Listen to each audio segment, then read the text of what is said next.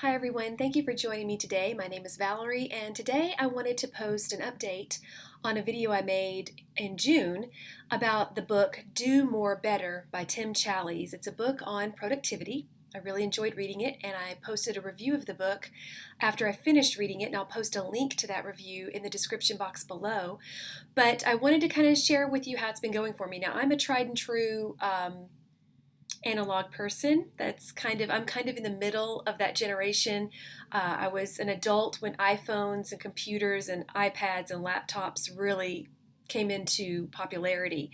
And so I was on the tail end of learning about all those things. Now I do enjoy using, obviously, a computer and an iPhone, and I even have had an iPad for a long time, but I still also like using pen and paper.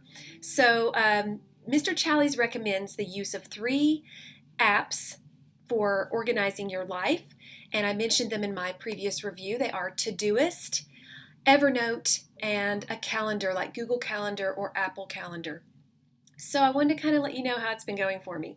First of all, Todoist. I've been using the free version of Todoist, and it's been working fine for me. I haven't needed any of the added features that you get from paying for a subscription, but it might be something you would like to do.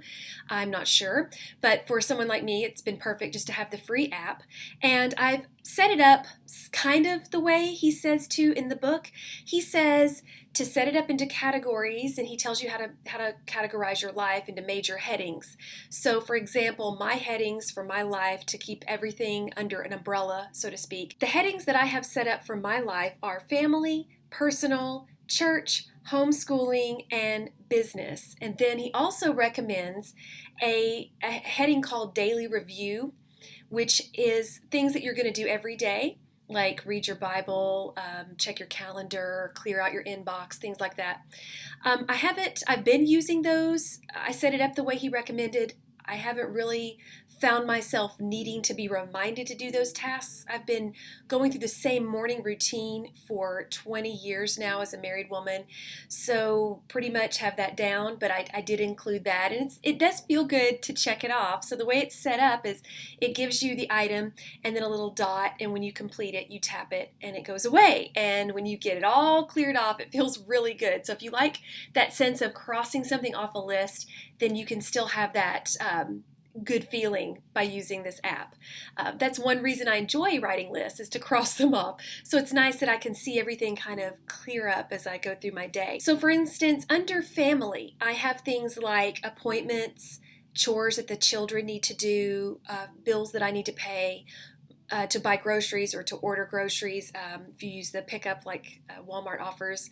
Under personal, I set up things like my doctor's appointments, things that I'm needing to do for myself, hair appointments, just whatever tasks that relate to only me. That goes under the personal heading. For my church heading, I work for my church. I do Sunday school, and I also help my husband part-time as his secretary. So I have jobs that I do related to that. And just anything that I help others with. If I'm going to write someone a note in the church because they're sick, I'll put that under church work. And so that's that heading. Homeschooling, obviously, would be anything relating to my homeschool efforts, things I need to buy, things I need to send off, mail off, co-op things, projects that we're working on that have a deadline or a due date, would all go under the homeschooling heading. So that basically, I think, sums it up. I also have a business heading, which I put my YouTube videos, my writing projects, things that, don't necessarily bring me money, but may someday, things that I want to take seriously like a business. I want to give them a place of priority, so I put those under the business heading. So that's basically how Todoist has been working for me. One way that it's really benefited me as far as my productivity is there have been books that I've been meaning to read for a long time. One of them is a huge volume, a systematic theology that I've been trying to work through, and I keep forgetting to read it. So I set it up, and I'll try to show you. I don't know if you can see, but I set it up, read biblical doctrine. That's under personal. Obviously so this is what my day tomorrow will look like. I need to order groceries. This is the daily review section, clear my inbox, choose the top tasks that I need to accomplish for the day, check my calendar, and have devotions. It's usually on there. Yeah, right here. Have devotions. Oh, and write my Sunday school lesson. I'll need to do that tomorrow. So this is how it's set up. And then as you complete each item, oh, my daughter has a piano lesson. That's under family. You can see the little heading that it's under right there. She has a piano lesson. Now, technically, I think Mr. Challies would like you to put appointments on your Apple Calendar. But I look at this already. And so to me, it just makes sense to include my appointments right here so that I can look at each day and say, okay, piano lesson today at 4 o'clock, or doctor's appointment at 11, or whatever. It's right there. Obviously, the calendar will also send me reminders, but I'm already looking at this first thing every day. So I am using the calendar, but to be honest, it hasn't really served any purpose for me yet. So we'll see if it becomes more necessary as time goes by. Now, Evernote. Evernote is a wonderful site to keep track of your notes, and I've also been making use of Evernote. I've been using the Todoist app more than any of the other 3 that he recommends in his book, but I do have the same headings in Evernote that I have for my Todoist app. I have business, co-op, homeschooling, church, and family, and in each of those categories, I have different notes or notebooks to go under those. For co-op, I have the list of classes I'm going to be teaching this semester and ideas for each class.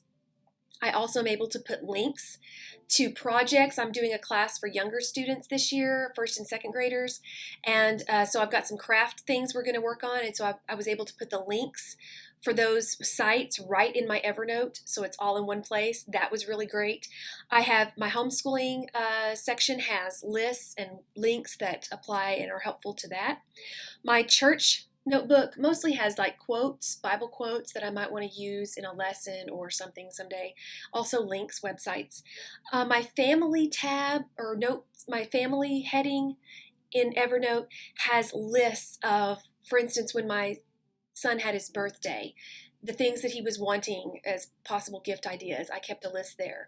The kind of cake he wanted, the meal he wanted, because the kids all get to pick a meal or the meals for the day. So I had all of that information in the family section of Evernote, and it was very handy.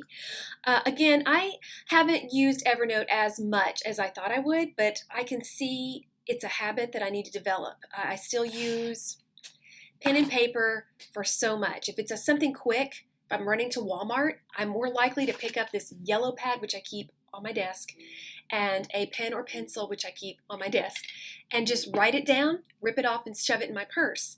I'm more likely to do those things than I am to pick up my phone and enter it. So it's a learning curve, everybody. I'm old. I'm a work in progress. So anyway, I just wanted to pop in this week. It's been really crazy here. We started homeschooling this week, and we have missions conference at the church next week. So life is kind of crazy. But I wanted to pop in and tell you thank you for watching. Thank you for subscribing to those that have commented recently. I really love hearing from you. Thank you so much. If you have any advice, tips, help, questions, please let me know. Leave them in the comment box below. Give me a like or subscribe. I'd really appreciate it. Most of all, I hope you have a great day. I hope this has been helpful information for homeschooling or for whatever you may endeavor. I hope it's helpful. Thanks so much. Have a great day.